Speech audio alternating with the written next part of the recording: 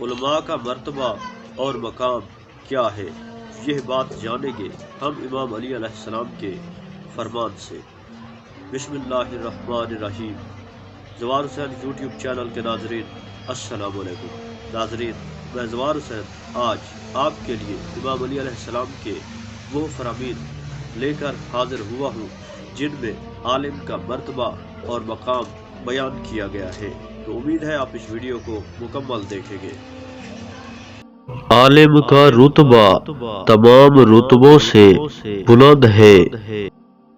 عالم کی لغزش کشتی کے ٹوٹنے کی مانند ہے کہ وہ تو غرق ہوتی ہی ہے، اپنے ساتھ دوسروں کو بھی لے ڈوبتی ہے۔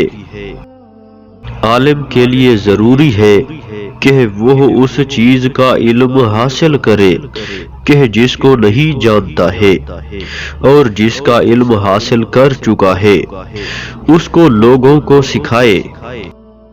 حق کے عالم اور اس پر عمل کرنے والے بنو تاکہ خدا تمہیں نجات دے۔ جس نے عالم کی تعظیم و توقیر کی، در حقیقت اس نے اپنے رب کی تعظیم و توقیر کی۔ جو علم کی انتہا تک پہنچنے کا دعویٰ کرتا ہے، در حقیقت وہ اپنی انتہائی جہالت کو آشکار کرتا ہے۔ جس نے اپنے علم کے مطابق عمل نہ کیا وہ عالم نہیں ہے۔ خداوند عالم جاہل سے یہ باز پرس نہیں کرے گا کہ تم نے علم حاصل کیوں نہیں کیا، بلکہ عالم سے باز پرس ہوگی کہ تم نے تعلیم کیوں نہیں دی۔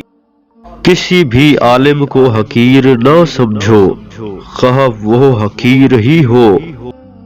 عالم کی لغزش سے زیادہ سخت کوئی لغزش نہیں ہے۔